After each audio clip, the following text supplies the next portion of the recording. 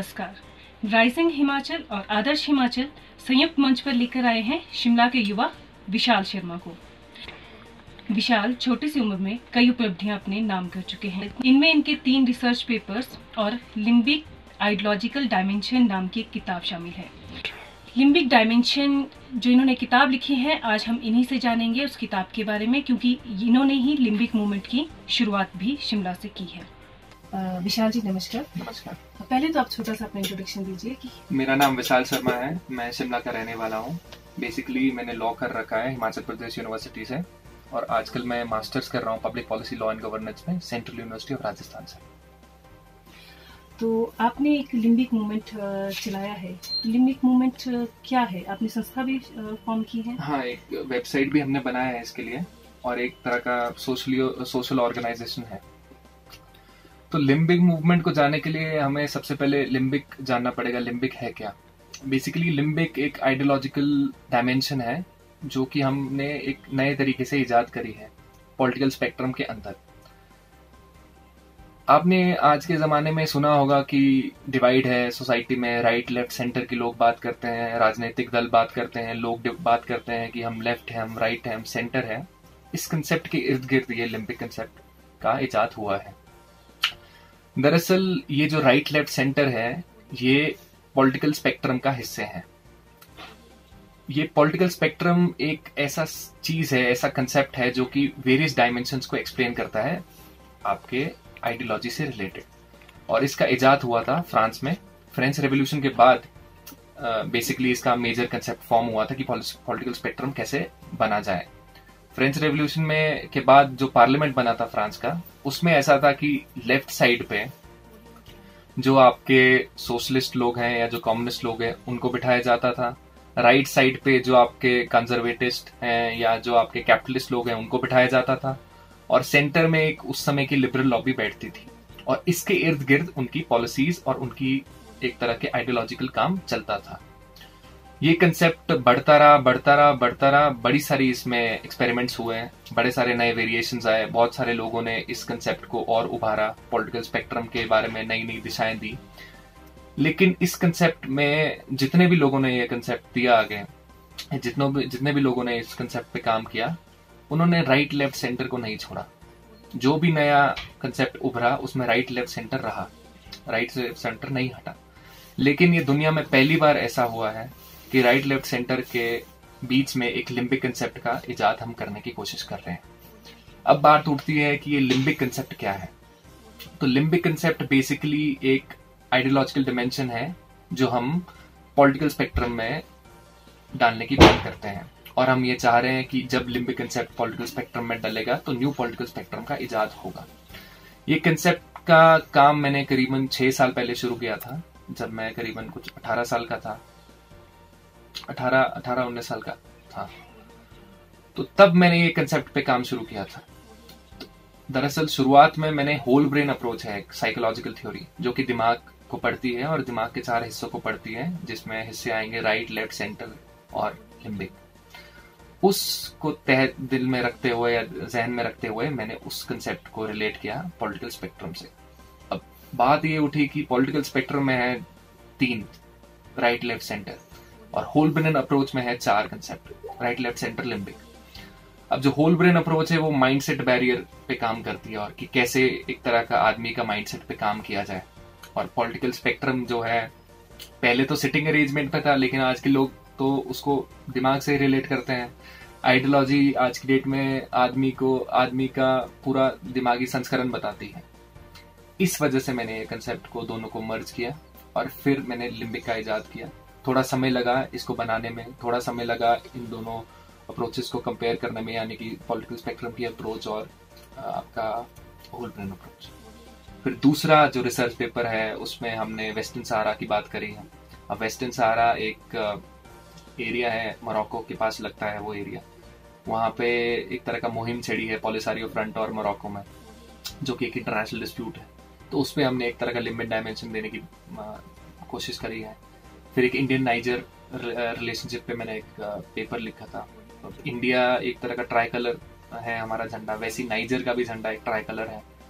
तो उसको हमने डिप्लोमेटिक स्तर पे या तरह का डिप्लोमेटिक रिलेशंस के स्तर पे हमने उसको कंपेयर करने की कोशिश करी। तो वो पेपर के बाद मेरे साथ 2 और लोग हैं। एक का नाम है आगम शर्मा जो कि LLM कर रहे हैं HPU से, और एक का नाम है हमजा हसन जो कि जयपुर में एक्शन एड में काम कर रहे हैं। एक्शन एड इंडिया का बहुत माना जाना NGO है। तो हमने उसमें भी लिम्बिक पर्सपेक्टिव से हमने एक तरह का न्यूज़पेपर आर्टिकल्स लिखे हैं, या आपके आजकल ऑनलाइन पोर्टल्स चले हैं, उन पे आर्टिकल्स लिखे हैं। तो हमारे आर्टिकल्स बड़ी सारी जगह छपे हैं, जैसे कि ग्रेटर कश्मीर हो गया, जनमानस राजस्थान हो गया, और क्विंट पे हमारे 2 आर्टिकल्स हैं। क्विंट पे जो आर्टिकल्स लिखे थे, मैंने जो 2 आर्टिकल्स लिखे थे क्विंट पे, वो भी हिमाचल के रिलेशन में थे। एक था हिमाचल के जो अभी पीछे से डिस्प्यूट हुआ था 118 सेक्शन पे लैंड लॉज के रिगार्डिंग, कि बाहर का आदमी कोई यहाँ पे ज़मीन ले सकता है कि नहीं। तो उसको भी हमने एक तरह से उस पर भी काम करने की कोशिश करी है। और दूसरा आर्टिकल जो लिखा था वो लिखा था शिमला श्यामला इंसिडेंट पे, नेम चेंजिंग सागा पे। तो इस तरह से हम काम कर रहे हैं। 4 प्रोजेक्ट है हमारे लिम्बिक में, 4 प्रोजेक्ट हैं। उसमें से एक प्रोजेक्ट है शिमला लिम्बिक टेस्टिंग ग्राउंड। उसमें हम ये कोशिश कर रहे हैं कि शिमला एक ऐसी जगह है जहाँ पे आपको हर आइडियोलॉजी का आदमी मिल जाएगा। यहाँ पे एक तरह का लेफ्ट आइडियोलॉजी के लोग बहुत हैं, कम्युनिस्ट यानी कि, और सोशलिस्ट कुछ लोग, राइट आइडियोलॉजी के बहुत लोग हैं यहाँ पे, और सेंट्रिस्ट भी बहुत हैं, और जो सेंटर टू लेफ्ट या लेफ्ट टू सेंटर की ऑर्गेनाइजेशंस में काम करते हैं वो भी यहाँ पे बहुत लोग हैं। तो विशाल जी, अगर हम पूछें कि क्या ये लिम्बिक मूवमेंट कोई पॉलिटिकल मूवमेंट है, या फिर ये बोलें कि लिम्बिक मूवमेंट का उद्देश्य क्या है? आप क्या उद्देश्य लेकर अपनी लिम्बिक मूवमेंट की स्थापना की? देखिए, ये एक पॉलिटिकल मूवमेंट नहीं है, ये एक आइडियोलॉजिकल मूवमेंट है। पॉलिटिकल मूवमेंट एक तरह से ज्यादातर लोग रिलेट करते हैं, सिस्टम में जाएंगे, अंदर जाके काम करेंगे, इलेक्शन प्रोसेस में भाग लेंगे। ये हमारा काम नहीं है। हमारा काम है आइडियोलॉजिकल मूवमेंट, यानी कि हम एक आइडियोलॉजिकल मूवमेंट की तरह अपने को देखते हैं, जो कि एक आइडियोलॉजिकल डिमेंशन से लोगों को एक अलग तरीके का नजरिया दिखाएगी। फॉर एग्जाम्पल, अब जैसे हमारे देश में बड़ी सारी चीजें हो रही हैं, खास करके हिंदुत्व के नाम पे या खास करके काउ पॉलिटिक्स के नाम पे, तो एक लेफ्टिस्ट एजेंडा अलग है उसमें, एक राइटिस्ट एजेंडा अलग है, एक सेंट्रिस्ट थॉट अलग है, हमारा थॉट भी अलग है इसमें। हम एक लिम्बिक पर्सपेक्टिव दिखाने की कोशिश कर रहे हैं। अब जैसे कश्मीर का मुद्दा है, अब कश्मीर के मुद्दे पे लेफ्टिस्ट एजेंडा अलग है, राइटिस्ट अलग है, सेंट्रिस्ट अलग है, हमारा भी उसमें एक अलग जहन है। अब हम ज्यादातर बात करते हैं इमोशन और सिस्टम को मिलाने की। अब कश्मीरी अवाम का जो इमोशन है और जो सिस्टम एट प्ले है, यानी कि लॉ, इंटरनेशनल लॉ हो या कॉन्स्टिट्यूशनल लॉ हो, उनको कंपैरिजन करके हम काम करना चाह रहे हैं। तो विशाल जी, अपने लिम्बिक मूवमेंट पे एक लिम्बिक आइडियोलॉजिकल डायमेंशन नाम से एक किताब भी लिखी है, जिसपे देखा जाए तो आपको इंटरनेट पे बहुत सपोर्टिव कमेंट्स भी आ रहे हैं। तो उस किताब में एक्चुअली क्या है, वो किताब के बारे में थोड़ा सा बताएंगे, और थोड़ा सा ये बताएंगे कि लिखने की प्रेरणा कहाँ से मिली? किताब लिखना बहुत बड़ी बात है। तो पहले मैं आपको किताब के बारे में बताता हूँ कि दरअसल जैसे मैंने आपको बताया, एक हमारा प्रोजेक्ट है लिम्बिक की एकेडमिक स्तर पे हम उस पर काम कर रहे हैं। तो सबसे पहले ये सवाल था हमारे जहन में कि इस आइडियोलॉजिकल डिमेंशन को कैसे बता पाए लोगों को।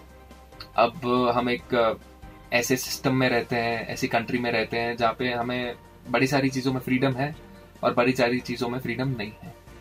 तो उस संदर्भ पे मैं ये चाह रहा था कि एक तरह से हम कनेक्ट कर पाए आवाम से, या कनेक्ट कर पाए लोगों से, और एक तरह से बता पाए कि ये आइडियोलॉजिकल डिमेंशन है क्या।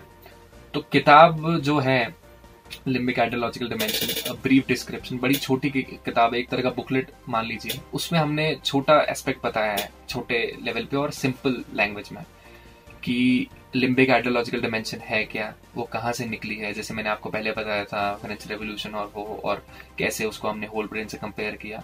और उसमें बताया गया ग्लोबल लीगल ऑर्डर के बारे में, कि कैसे ग्लोबल रेजिम जरूरी है और कैसे हम सिस्टम को इमोशन से रिलेट करें, लोगों के इमोशन को सिस्टम से हम रिलेट करें। सिस्टम कानून हो सकता है, इंटरनेशनल लॉ हो सकता है, वेरियस ह्यूमैनिटेरियन फोरम्स में ये बात जा सकती है। तो उस तरह से हम ये काम कर रहे हैं।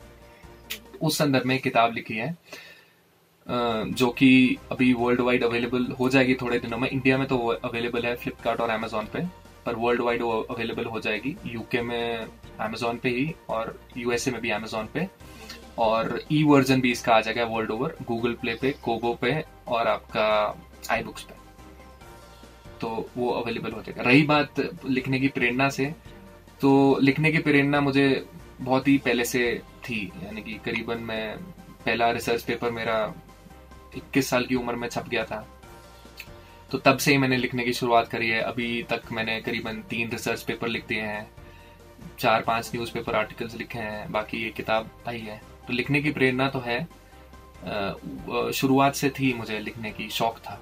लेकिन प्रेरणा के लिए मैं सबसे ज़्यादा शुक्रिया अदा अपने एक टीचर हैं देवेंद्र शर्मा नाम से, मुझे वो लॉ कॉलेज में पॉलिटिकल साइंस पढ़ाते थे, तो उनकी वजह से मुझे लिखने की प्रेरणा आई। उन्होंने मुझ में पता नहीं क्या देखा, बहुत छोटी उम्र में उन्होंने मुझे सपोर्ट किया, मुझे बताया कि इस तरह से पेपर लिखा जाता है, यू हैव द टैलेंट। मुझे बहुत प्रोत्साहन दिया उन्होंने, मुझे बहुत मदद भी करी, मेरी फर्स्ट रिसर्च पेपर में भी उन्होंने बहुत मदद करी थी मेरी। तो मैं ये मानता हूँ कि वो मेरी इंस्पिरेशन थे और उन्होंने ही मुझे प्रोत्साहन दिया पेपर लिखने के लिए। तो विशाल जी, इतनी छोटी सी उम्र में छोटे से प्रदेश से एक ऐतिहासिक नगरी शिमला से आपने लिम्बिक मूवमेंट की शुरुआत की, और जहां तक आपने बताया कि जम्मू कश्मीर में भी आपके से एक सहयोगी हैं, तो क्या और जगह से भी आपको सपोर्ट मिल रहा है, शिमला से या शिमला के बाहर से या देश के अन्य भागों से भी क्या लोग जुड़ना चाह रहे हैं लिम्बिक मूवमेंट से? पहली बात तो ये लिम्बिक मूवमेंट हम बहुत छोटी सी एक ऑर्गेनाइजेशन है और बहुत छोटे यानी कि स्तर पे हम काम कर रहे हैं, अभी इतने बड़े नहीं हुए हम कि हम बड़े स्तर पे काम कर रहे हैं।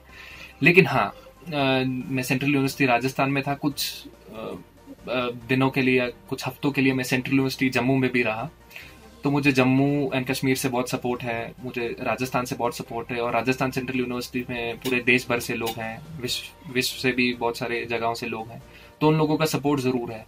लेकिन इस मूवमेंट को हम सबसे पहले साबित करना चाह रहे हैं एक जगह पे।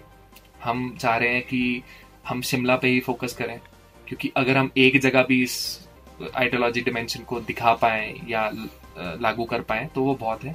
कश्मीर में हम इसलिए काम कर रहे हैं, कश्मीर में ह्यूमैनिटेरियन तर्ज पे काम कर रहे हैं। कश्मीर पीस कोड हमारा जो प्रोजेक्ट है उसमें हम काम कर रहे हैं ह्यूमैनिटेरियन तर्ज पे, उस पे हम ज्यादा उधर अंदर जाने का नहीं हमारा वो, हम बस ये चाह रहे हैं कि अमन परिस्थिति आए उस जगह पे, और जमहूरियत को ज़हन में रखते हुए कश्मीरियों को एक तरह से एक शांति प्रिय माहौल मिले वहाँ। विशाल जी, बहुत बहुत धन्यवाद आपका, आपने अपने विचार हमारे साथ साझा किए। तो ये थे विशाल जी, जो इतनी छोटी सी उम्र में इतना बड़ा काम कर रहे हैं, एक राजनीतिक विचारधारा की लड़ाई ये लड़ रहे हैं। राजनीतिक जो पारंपरिक राजनीतिक विचारधारा हमारी चली आ रही है उसको बदलने की ये एक मुहिम चलाए हुए हैं। तो हमारी शुभकामनाएं इनके साथ हैं। आदर्श हिमाचल के लिए मैं टीना ठाकुर।